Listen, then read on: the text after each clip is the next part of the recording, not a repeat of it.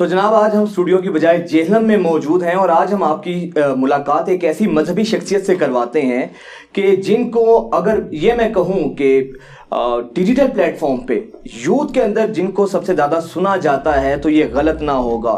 لاکھوں کروڑوں کی تعداد میں ان کے مداح ہیں, نہ صرف پاکستان بلکہ پاکستان سے باہر بھی نوجوان نسل کیا بوڑھے کیا خواتین ان کو سنتی ہیں اور ان سے رہنمائی حاصل کرتے ہیں.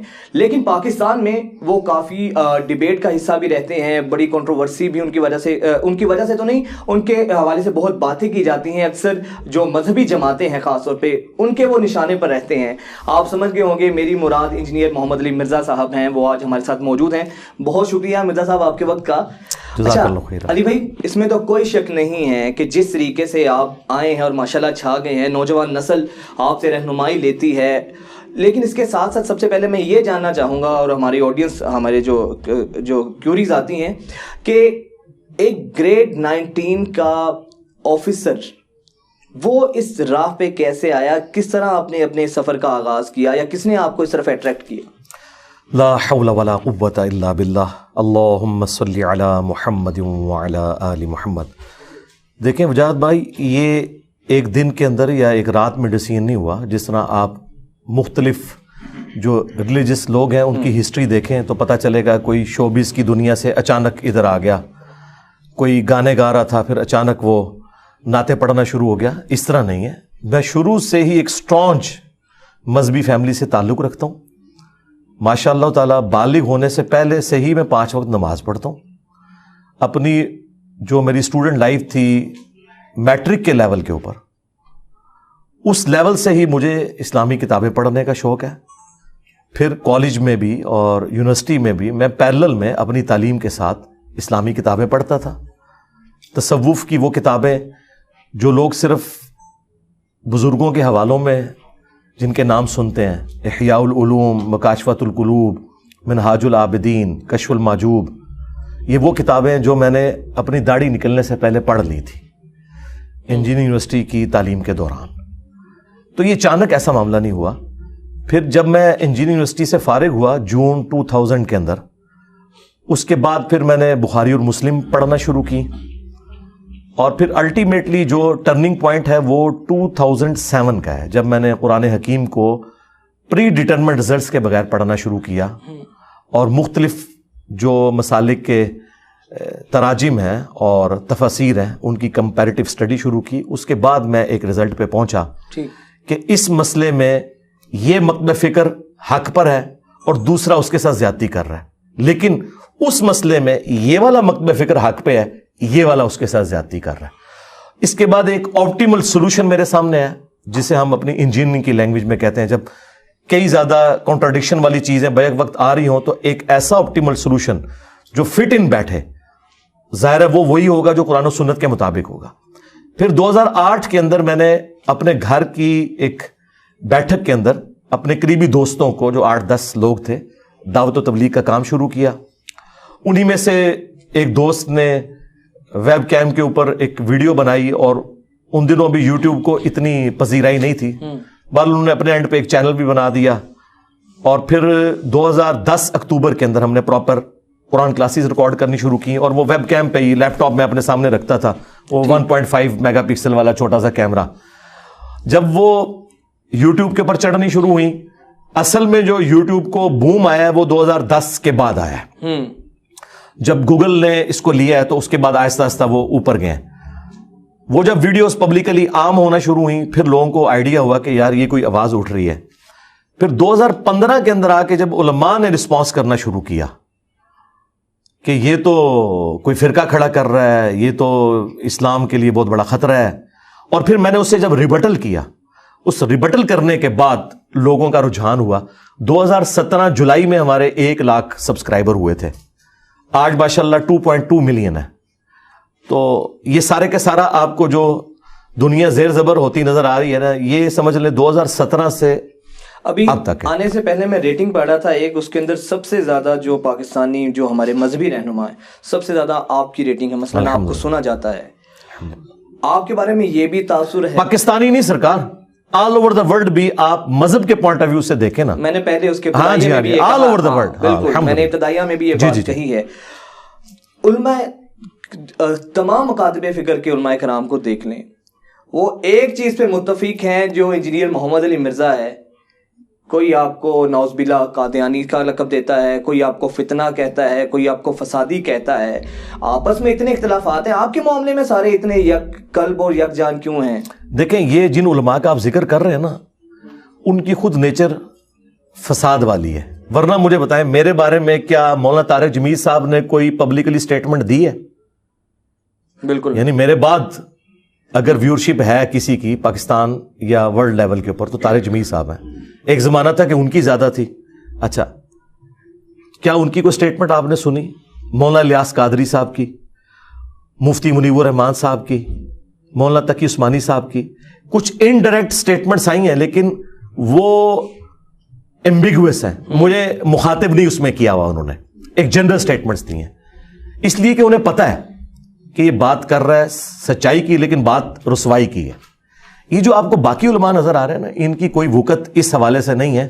ٹھیک ہے اپنے مکتب فکر میں ہو سکتا ہے وہ بڑے ہوں یا انہیں لوگ ایک ٹیسٹ کے طور پر سنتے ہوں، لیکن جو بڑے بزرگ ہیں نا، جو مکتب فکر کے نمائندہ ہیں، وہ تو ہیں مفتی منیب الرحمان صاحب بریلویوں کے، مفتی تقی عثمانی صاحب دیوبندیوں کے، اہل حدیث کے جو ہے وہ ساجد میر صاحب ہیں، اہل تشیع کے ساجد نقوی صاحب ہیں. ان چاروں میں سے کسی کی میرے بارے میں کوئی سٹیٹمنٹ نہیں ہے. مفتی منیر صاحب نے ایک جنرل مضمون لکھا تھا دنیا اخبار میں، اور وہ مضمون جو انہوں نے لکھا وہ میری کامیابی تھی، کیونکہ اس مضمون کے اندر انہوں نے وہ باتیں بھی مان لیں جو میں سالوں سے ان کے مکتب فکر کو منوا نہیں سکا. مثلا انہوں نے یہ بات مان لی کہ کسی نبی کا اختیار نہیں کہ کوئی معجزہ دکھا سکے. تو انجینئر صاحب جو ہمارے بزرگوں کو کہتے ہیں کہ وائٹ ہاؤس لا کے مارگلا ہلز پہ رکھ لو تو ہم تمہارے بزرگوں کی اس کرامت کو مان لیں گے. قرآن کی کرامت تو ہم مانتے ہیں، تخت بلقیس والا واقعہ، لیکن وہ تو ہوا نا. آپ اپنے بزرگوں کے بارے میں جو کلیم کر رہے ہو وہ بھی کر کے دکھائیں، ہم مان لیں گے. تو اس کے جواب میں انہوں نے پتہ کیا لکھا؟ انہوں نے کہا کہ کافر بھی انبیاء سے کہتے تھے یہ کر کے دکھاؤ، تو انبیاء اس کے جواب میں کہتے تھے کہ ہمارا تو کوئی اختیار نہیں، اللہ جب چاہتا ہے کر دیتا ہے. یہ بات ہم بریلویوں کو پوری زندگی نہیں منوا سکتے تھے کہ نبی کا بھی اختیار کوئی نہیں ہوتا جب تک اللہ تعالیٰ نہ چاہے. وہ تو کہتے ہیں کہ وہ تو چاہیں تو اشاروں سے اپنے کایا ہی پلٹ دے دنیا کی، یہ شان ہے خدمت گاروں کی، سرکار کا عالم کیا ہوگا. حالانکہ قرآن تو یہ کہہ رہا ہے کہ نبی بھی معجزہ نہیں دکھا سکتا اپنی مرضی سے. آپ دیکھیں موسیٰ علیہ السلام کا واقعہ قرآن میں کئی جگہ رپورٹ ہوا ہے کہ جب پہلی دفعہ ان کی اللہ تعالیٰ سے ملاقات ہوئی، جیسا کہ اس کی شان کے لائق ہے، تو درخت کے پاس اللہ تعالیٰ نے جب ان سے گفتگو کی تو فرمایا تیرے ہاتھ میں کیا ہے؟ تو انہوں نے کہا آسا ہے، میں اس سے پتے جھاڑتا ہوں اپنی بکریوں کے لیے اور باقی کاموں میں یوز کرتا ہوں. تو کہا کہ اسے نیچے پھینک. جب نیچے پھینکا تو وہ بہت بڑا اژدہا بن گیا. قرآن کے الفاظ ہیں کہ موسیٰ علیہ السلام ڈر کے بھاگے اور مڑ کے پیچھے بھی نہیں دیکھا. اس کا مطلب ہے اس آسا کو اژدہا موسیٰ علیہ السلام نے نہیں بنایا تھا. دوسری بات، اگر انہوں نے بنایا ہوتا تو ڈرتے تو نا. تیسری بات، یہ ان کی زندگی کا پہلا ایکسپیرینس تھا. جس طرح چھوٹا بچہ جب کبھی ماچس کی تیلی کو پہلی دفعہ جلائے تو وہ ڈر جاتا ہے. تو جب انبیاء کرام کوئی کام خود کر ہی نہیں سکتے، اللہ کا امر کون ہوتا ہے، تو باب تشائی کوئی نہیں.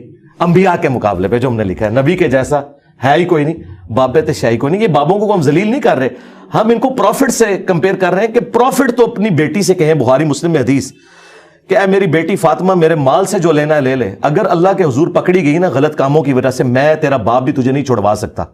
حالانکہ فاطمہ جنتی عورتوں کی سردار ہے، بخاری مسلم میں ہے. لیکن نبی علیہ السلام بیسیکلی ہمیں سنا رہے تھے کہ اگر فاطمہ کا یہ سٹیٹس ہے تو تیری رابعہ بصریہ شاہی کوئی نہیں. اچھا، یہ کہتے ہیں کہ ہمارے بزرگ اپنے مریدوں کو بھی جنت میں لے جائیں گے، اور نبی علیہ السلام کہہ رہے ہیں میں اپنی بیٹی کو بھی نہیں زبردستی لے کے جا سکتا اگر اس کے اعمال صحیح نہ ہوئے. آپ کے بعض ناقد کہتے ہیں کہ یار علی بھائی باتیں تو بالکل ٹھیک کرتے ہیں اور صحیح ہمیں منطق اور دلیل کی بنیاد پہ قائل کرتے ہیں، لیکن جو ان کا لہجہ ہوتا ہے تھوڑا سا تکبرانہ ہوتا ہے، لہجے میں تھوڑی سی سختی ہوتی ہے، تو جو دوسرے مکاتب فکر کے جو فالوورز ہیں وہ ہرٹ ہوتے ہیں. ہرٹ کوئی نہیں ہوتے میرے بھائی، وہ تو اپنے فرقوں کو چھوڑ کے ہمارے ساتھ اٹیچ ہو رہے ہیں. مجھے بتائیں آج کے اس ماڈرن ورلڈ کے اندر جب سوشل ایتھکس ہیں دنیا کے اندر، اخلاقی ویلیوز ہیں، ڈیموکریٹک ویلیوز ہیں، اس میں تو آپ کسی کے ساتھ اوئے توئے کر کے بات کریں اگلا تو آپ کی شکل نہیں دیکھتا. تو اگر یہی بات ہے تو لوگ میرے ساتھ کیوں اٹیچ ہو رہے ہیں؟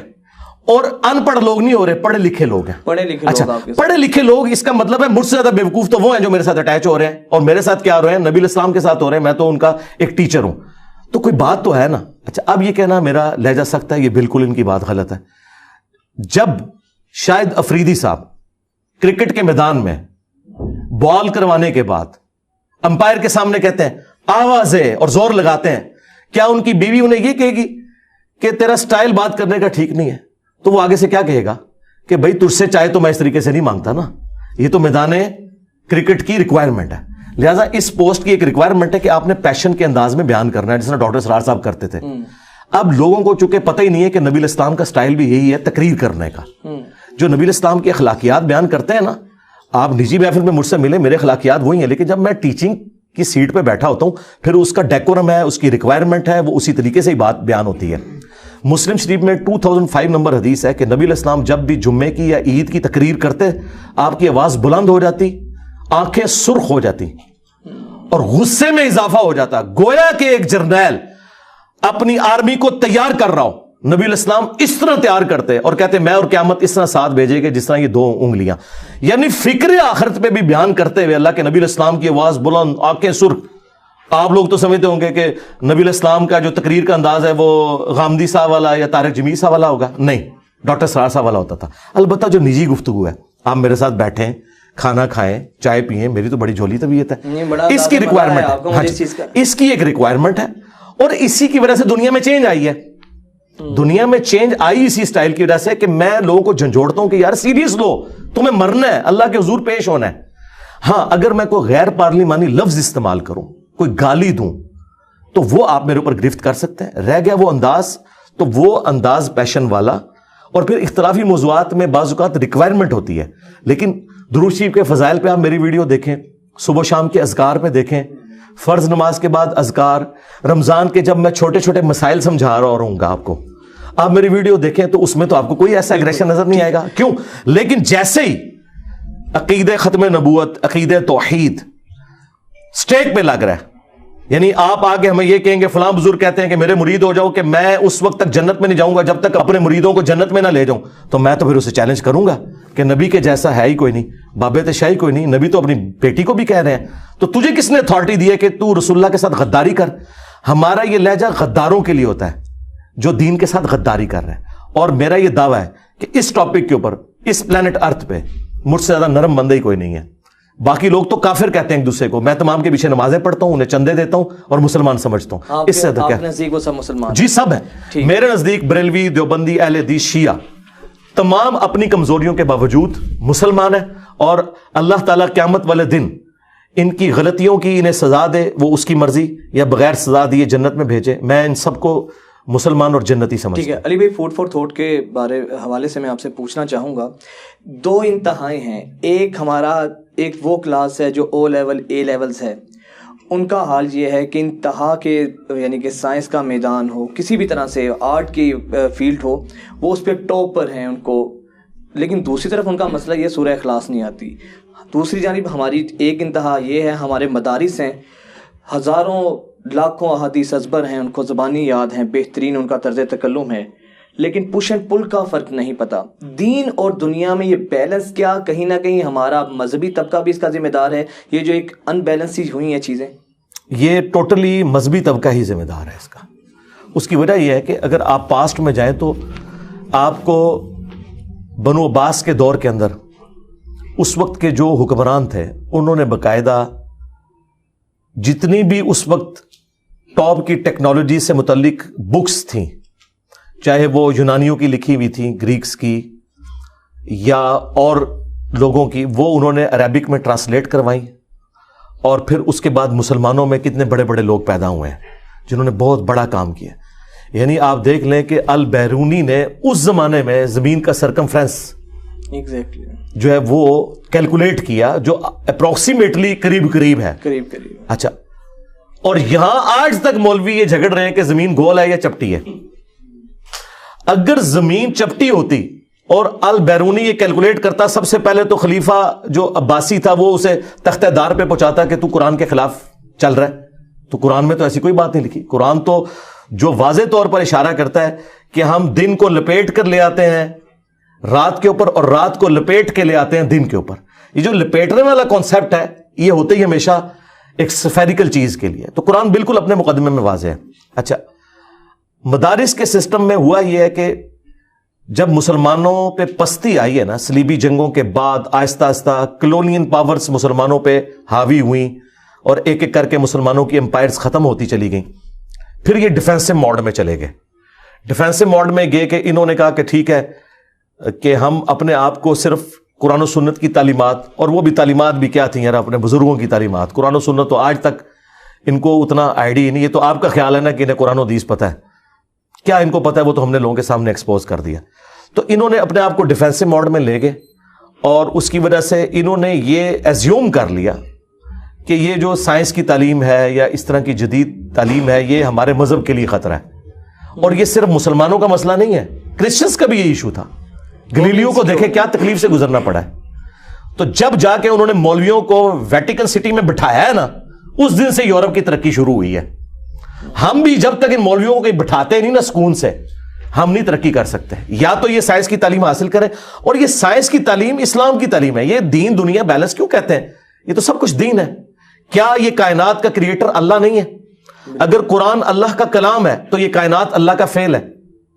تو اللہ کے قول اور فعل میں تضاد نہیں. اللہ کے فعل کا علم کب سے دنیا داری ہو گئی. قرآن میں 1000 آیات ہیں جو سائنٹیفک فیکٹس سے متعلق ہیں، ٹھیک ہے، جو آج ہمیں سائنٹسٹ بتا رہے ہیں. آج ہمیں کوئی عالم دین نہیں بتا سکتا. ایمبریولوجی کے اوپر اگر میں ڈسکشن کروں کہ قرآن میں یہ جو سٹیجز آئی ہیں، یہ تو الیکٹرانک مائکروسکوپ کے بننے کے بعد ہمیں پتا چلا نا. 1980 سے پہلے قرآن میں لکھا ہوا تھا، کسی نے دیکھا نہیں تھا.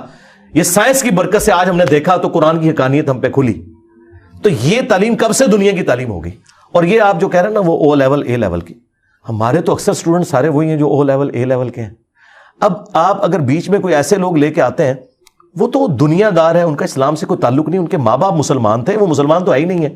لوگ کہتے ہیں اتنے لوگ ایتھیسٹ ہو گئے. میں کہتا ہوں جی کون ایتھیسٹ ہوا ہے؟ آئیں ذرا میرے سامنے، مجھے سورۃ الفاتحہ تجوید کے ساتھ سنائے، نماز سنائے، تو پتہ چلے گا اس نے تو زندگی میں کبھی نماز نہیں پڑھی. مسلمانوں کی اولادیں تھیں، ان مسلمانوں کی جو ہے ہی کافر تھے، صرف کلمہ گو مسلمان تھے، پریکٹیکلی وہ کافر ہیں. قرآن میں واضح فتویٰ ہے وَأَقِیمُوا الصَّلَاةَ وَلَا تَکُونُوا مِنَ الْمُشْرِکِینَ، نماز قائم کرنا، مشرک نہ ہو جانا. اور صحیح مسلم میں حدیث ہے بندے کے کفر اور ایمان میں فرق نماز ہے. 246 نمبر حدیث ہے صحیح مسلم میں. اسلام تو اس بندے کو مسلمان ہی نہیں سمجھتا جو نماز نہیں پڑھتا. جمعے کی نماز نہیں، 5 وقتہ نماز، ایک نماز بھی چھوڑ دے. تو یہ لوگ تو مسلمان ہے ہی نہیں تھے، یہ کلمہ گو تھے.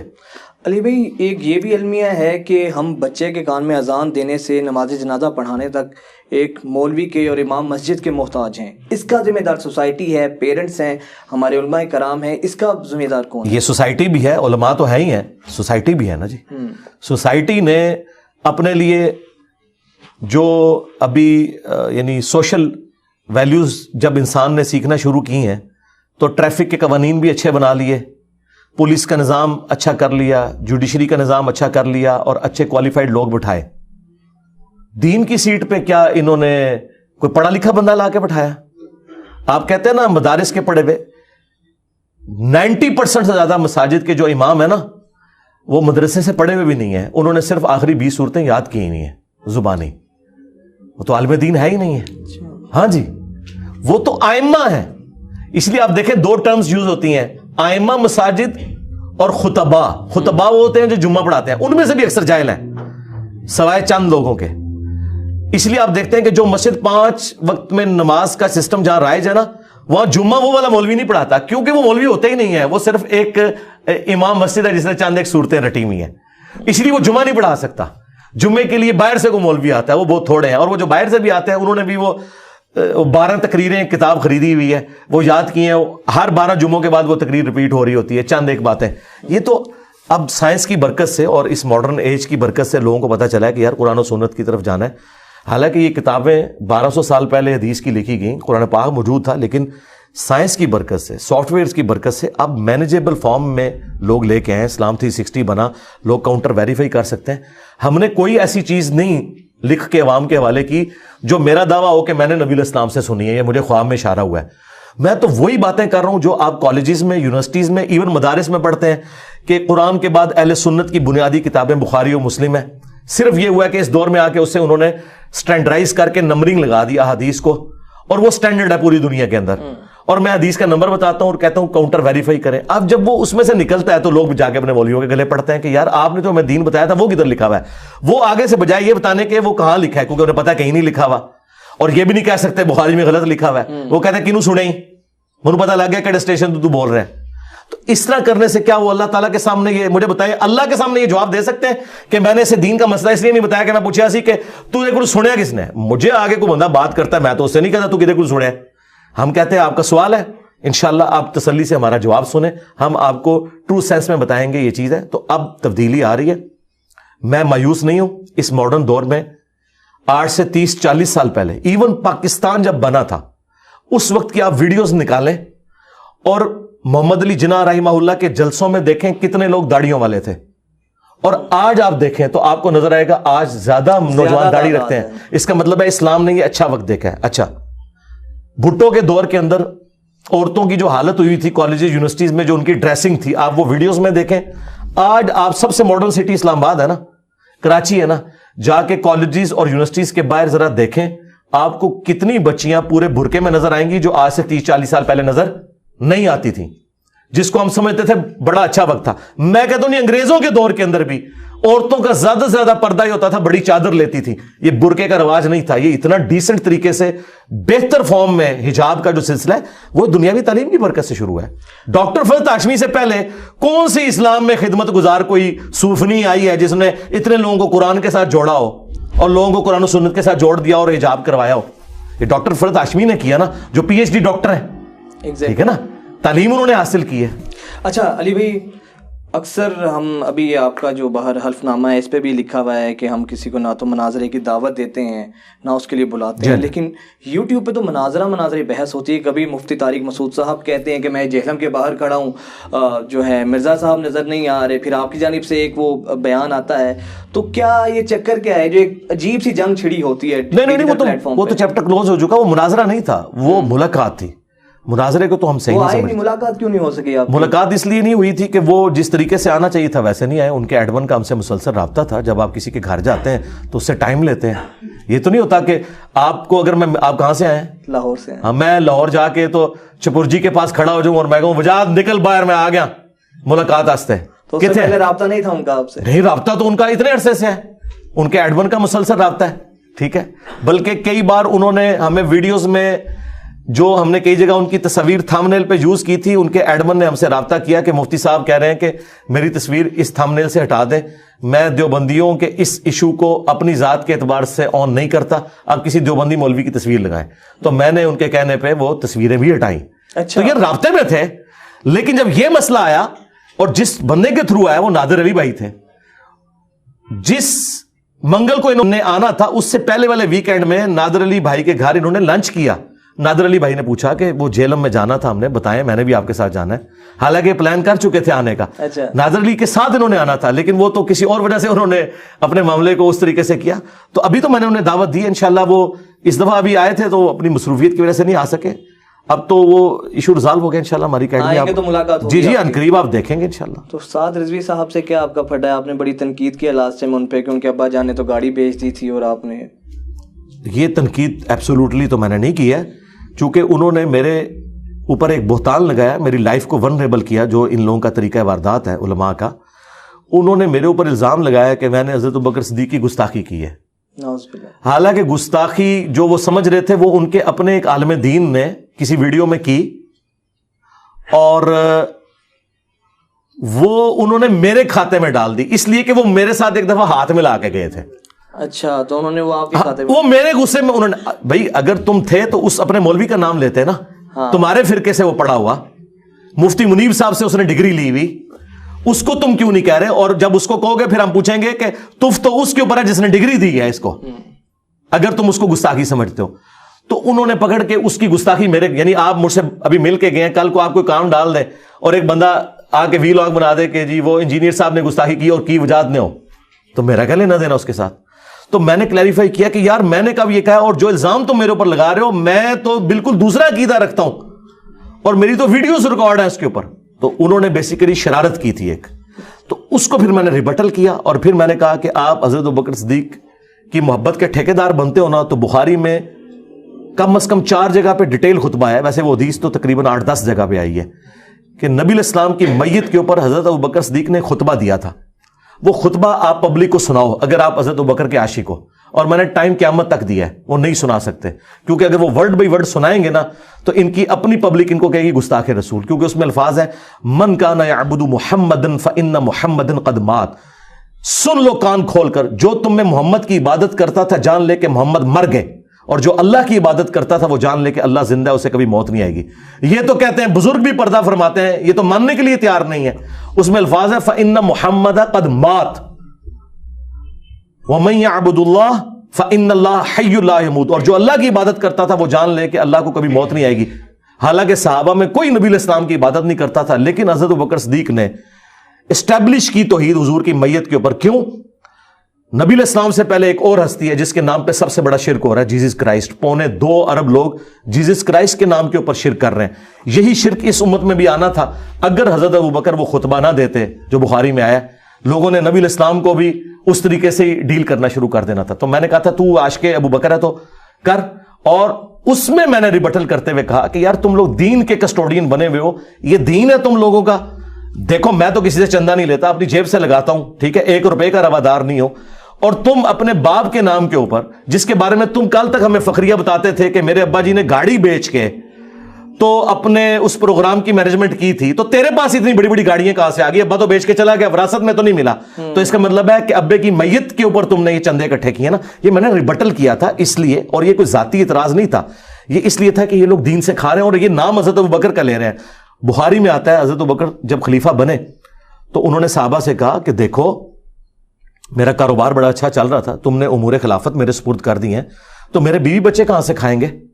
تو میرا کو وظیفہ لگاؤ بیت المال سے.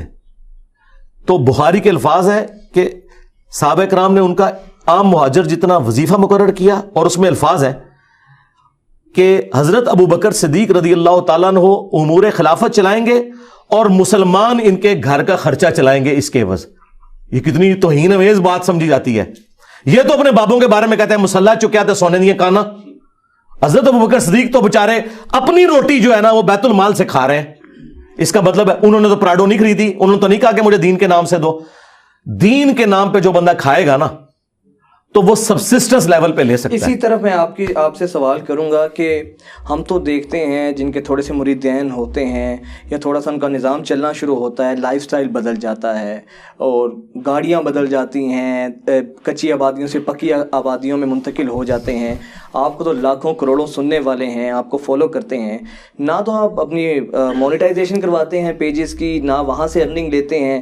تو کیا وجہ ہے؟ آپ کو ضرورت نہیں ہے پیسوں کی، اس کی وجہ کیا ہے؟ میں چونکہ اسے جائز نہیں سمجھتا نا. آپ کسی بھی عالم دین سے پوچھیں، آپ جو باقی عالم دین سارے جی دیکھیں ان کی ذمہ داری وہ خود اللہ کو جواب دیں گے.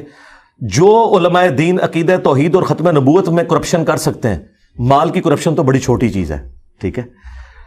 مفتی تقی عثمانی صاحب کا باقاعدہ ریٹن میں فتویٰ آ گیا کہ مونیٹائزیشن جو ویڈیو ایڈز کے ذریعے اس کی کمائی حلال نہیں ہے، کیونکہ اس میں آپ کا اختیار نہیں ہوتا. آپ کیٹیگری تو ڈیفائن کر سکتے ہیں لیکن کون سا اشتہار آئے گا یہ ڈیفائن نہیں کر سکتے. یہاں تو اللہ کے بندو شیونگ بلیڈ کے اشتہار میں بھی عورت داخل کی ہوتی ہے انہوں نے، جس کا تعلق مرد کے ساتھ ہے پیورلی. گاڑی کا اشتہار ہے تو اس میں عورت داخل کی ہوتی ہے، تو انہوں نے تو فتویٰ دے دیا. تو میں نے تو گن پوائنٹ پہ تقی عثمانی صاحب سے فتویٰ نہیں دلوایا. ویسے عام آدمی سے بھی آپ پوچھیں، کیا بے پردہ عورت کو اپنے گھر میں ناچتا ہوا دکھا کے اس پہ چندہ اکٹھا کرنا کہ لوگ تماشبین آئے تو کمائی حلال ہوگی؟ سارے کانوں کو ہاتھ لگائیں گے. تو یہی کام تو ویڈیو میں ہو رہا ہے. تو پھر اتنا ماشاءاللہ آپ کا نظام چل رہا ہے، سیٹ اپ ہے اتنا، تو یہ اخراجات یہ کیسے پورے ہوتے ہیں؟ یہ پیسہ کہاں سے؟ وہ میں مسلح اٹھاتا ہوں، اس میں سے سونا نکال لیتا ہوں. یہ بھی تو یہی کلیم کرتے ہیں نا.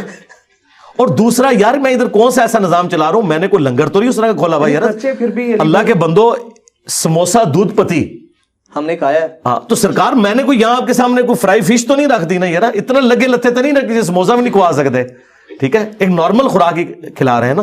اور دوسرا اتوار والے دن یہ ہوتا ہے، یہ تو نہیں روزانہ کوئی لنگر چل رہا ہے اور کوئی بہت بڑے لیول کا ادھر خرچہ ہے، ایسا تو نہیں ہے. بس سبسسٹنس لیول کے اوپر ہے. پلس یہاں پہ جتنے ہمارے لوگ ہیں نا والنٹیئر ہیں، یعنی یہ ہمارے جو کیمرے کی ریکارڈنگ کرتے ہیں فرحان بھائی یہ والنٹیئر ہیں. جی جی جی. اب مجھے اگر کیمرہ مین رکھنا پڑے تو میں تو 40-50 ہزار روپیہ پے کروں گا نا اسے کہ پورا اتوار وہ میرے ساتھ ہوتا ہے. فنکشن کے لیے. اس طرح جو ایڈیٹنگ کا کام کرتے ہیں ہمارے ایک اور, ان کا نام بھی فرحان ہے, تو اب آئی ٹی کا بندہ میں 35-40 ہزار روپے پہ رکھوں تو وہ تو فریلی اس کام کو کر رہے ہیں. اچھا, پھر میں جو کچھ بولتا ہوں اور یہ ویڈیوز بنتی ہیں, میں بھی نہیں کسی سے پیسے لے رہا. تو ہم نے اپنے چینل کو ویڈیو ایڈز کے اوپر مونیٹائز نہیں کیا ہوا, صرف امیجز کے اوپر کیا ہوا ہے. لیکن ویڈیو ایڈز پہ ہم مونیٹائز کریں تو ہماری کمائی 60 سے 70 لاکھ 80 لاکھ مہینے کی بنتی ہے. لیکن جو امیجز کے اوپر آپ کرتے ہیں وہ اس کا 10واں 15واں حصہ بھی نہیں بنتی. بہرحال وہ ہمیں یوٹیوب سے اتنی انکم ہو جاتی ہے کہ ہم یہ چھوٹے موٹے جو اپنے اخراجات ہیں اس میں سے مینج کر لیتے ہیں. جان کو اتنا خطرہ ہے آپ کے, اللہ آپ کو زندگی دے, تو کوئی نہ گارڈز آپ کے ساتھ ہیں نہ سیکورٹی. گارڈز ہوتے ہیں, وہ آپ کو نظر نہیں آتے, ہوتے ہیں گارڈز, اللہ کے بھی ہوتے ہیں اور اللہ کے بندوں کے بھی گارڈز ہوتے ہیں ساتھ, بے فکر ہیں. لوگ مجھ سے پوچھے تھے کہ علی بھائی سے پوچھے گا کہ کتنے بڑے گھر میں رہتے ہیں, طرز زندگی کیا ہے, گاڑی کون سی ہے ان کے پاس. میرے خیال ہے وہ پچھلے دنوں میں نے جو محسن بھٹی صاحب کے ساتھ ریکارڈنگ کروائی ہے نا GNN کے ساتھ, اس میں نے تفصیل کے ساتھ بتا دیا. میرے بھائی گاڑی تو میرے پاس نہیں, میری ضرورت ہی نہیں گاڑی. گاڑی ہے ہی نہیں, نہیں گاڑی ہے ہی نہیں ہے. گاڑی کیوں رکھنی ہے میں نے, میرے پاس ایک موٹر بائک ہے, میری ضرورت پوری کر رہی ہے. گاڑی کیوں رکھتی. تو گھر میری دادی ماں کے نام پہ ہے, وہ 3.5-4 مرلے کا گھر ہے, اس میں ہم رہے ہیں. 3.5-4 مرلے کے گھر. جی جی ہاں جی, وہ بھی پرانے سٹائل کا بنا ہوا ہے. وہ آلموسٹ کوئی 60 سال پرانا ہے. بیچ میں میری جب شادی ہوئی تو ایک اس کے پورشن کو تھوڑا سا دوبارہ تعمیر کیا تھا, اس کو بھی تعمیر کیے ہوئے 20 سال ہو چکے ہیں اس حصے کو. تو باقی اللہ کا شکر ہے گزارا ہو رہا ہے. دنیا کی ہر فیسلٹی میرے گھر میں موجود ہے, ہائی سپیڈ انٹرنیٹ ہے, ٹھیک ہے جی, سولر بھی میں نے اب لگوا لیا ہے, اور زمین میں پانی تو جیلم میں 25-30 فٹ پہ ویسے ہی آ جاتا ہے, بورنگ بھی موجود ہے, اور CCTV کیمرے بھی لگائے ہوئے ہیں. اور میں ادھر ادھر ٹریولنگ تو کرتا ہی نہیں ہوں, اس لیے مجھے اور ٹریولنگ جو ہے بھی ہے وہ بھی انڈکلیئرڈ ہوتی ہے, تو ضرورت نہیں.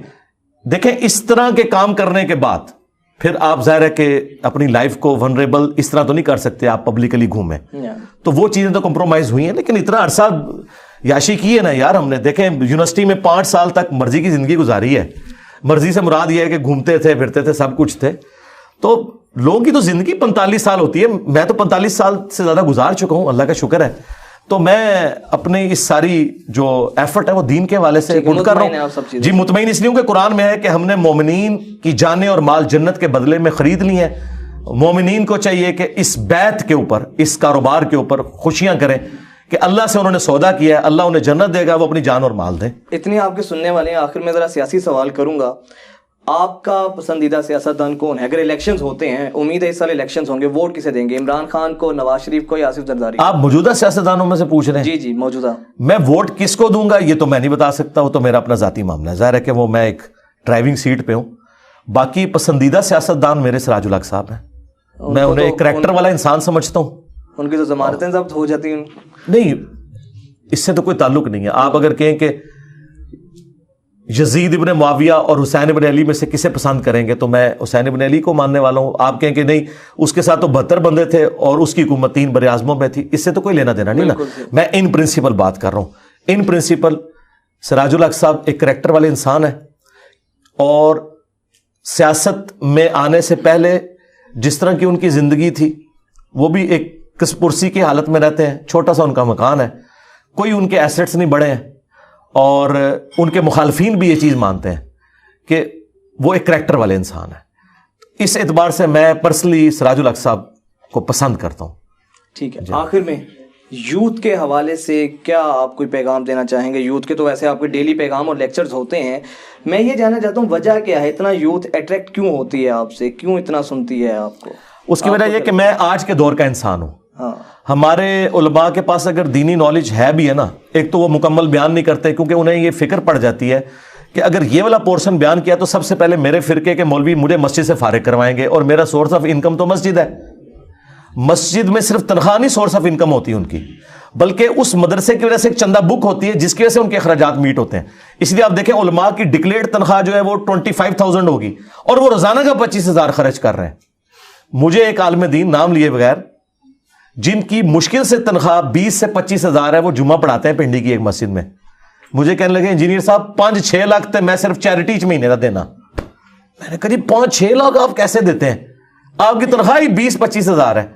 تو ظاہر ہے وہ کوئی مسئلے کے نیچے تو نہیں نکالتے, وہ لوگوں کے چندے آتے ہیں ملینز میں کہ اللہ کی راہ میں خرچ کریں. 5-6 لاکھ وہ غریبوں کو دے دیتے ہیں, اوپر کا 15 لاکھ خود وہ غریب ہوتے ہیں, انہوں نے گاڑی بھی رکھی ہوئی ہے, اتنا بڑا ان کا مکان ہے, جس جگہ پہ ان کا مکان ہے وہ جگہ ہی کروڑوں کی ہے, اور 4-5 سٹوری ان کا مکان ہے, ڈرائیور الگ سے رکھا ہوا ہے, اور 40-50 ہزار کی گاڑی الگ سے رکھی ہوئی ہے, اور تنخواہ 25,000 ہے. ٹھیک ہے, یہ ڈکلیئرڈ تنخواہ ہوتی ہے سامنے کے لیے, باقی بجٹ تو وہ چندہ بک ہوتی ہے. تو میرے اندر تو ایسی کوئی چیز نہیں ہے, تو میں تو پھر ڈنکے کی چوٹ پہ یہ چیز بولتا ہوں کہ میں سچائی کے ساتھ بیان کروں گا. مجھے خطرہ نہیں ہے کہ مجھے کوئی نوکری سے نکال دے گا یا کرے گا, میرا تو کوئی لینا, اور نہ میں نے کوئی اپنے اخراجات اتنے زیادہ رکھے ہیں کہ وہ میٹ نہ ہو, اس لیے مجھے تو اس طرح کا کوئی خطرہ نہیں ہے. علماء کے ساتھ یہ خطرے جڑے ہوئے ہیں, اس وجہ سے وہ سچ بیان نہیں کرتے, تو پبلک تو سچ سننا چاہتی ہے. پھر ہم جو چیز بھی ہے نا قرآن و سنت سے بیان کرتے ہیں, قرآن کی آیت ڈسپلے کرواتے ہیں, حدیث کا نمبر ڈسپلے کراتے ہیں, کاؤنٹر ویریفیکیشن کے لیے امیج بھی اوریجنل کتاب کا لگا دیتے ہیں, یعنی کھیر پکا کے منہ میں بھی ڈال دیتے ہیں. ٹھیک ہے, یعنی ایک تو تھا کھیر پکا کے سامنے رکھی, امیج جب آپ نے اوریجنل. اب میں اپنے دوستوں سے اکثر کہتا ہوں اب آخری کام یہ رہ گیا کہ امام بخاری کی میں حدیث بیان کروں نا, اور اس وقت امام بخاری قبر سے نکل کے یہ کہہ دیں ہاں یہ میری حدیث ہے, بس یہ رہ گیا. باقی بخاری شریف تو ہم نے فزیکلی دکھا دی ہے, اسلام 360 پہ وہ نمبر ڈال کے آپ کنفرم کر سکتے ہیں حدیث کو, یہ ہم نے کام کر دیا. یہ کام کوئی اور کر ہی نہیں رہا اور نہ کرے گا. اب آپ حیران ہوں گے کرے گا کیوں نہیں, کیونکہ اگر وہ کرے گا نا تو میری طرح گالیاں ہی کھائے گا, اور جو میں بیان کر رہا ہوں اس کے اپوزٹ تو قرآن و سنت میں لکھا ہی کوئی نہیں ہوا. جو وہ بیان کر رہے ہیں وہ تو یہاں لکھا نہیں ہے.